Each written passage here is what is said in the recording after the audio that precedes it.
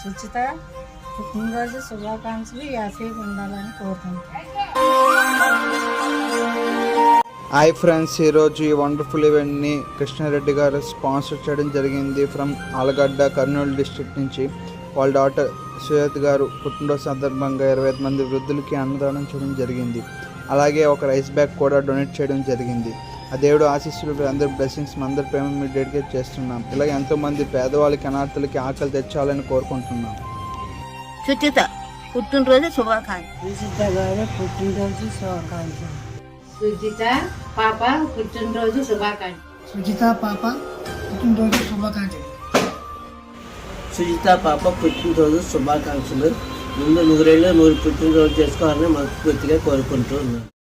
एक दिन मोहब्बत ओढ़ कर एक दिन गली के मोड़ पर तेरी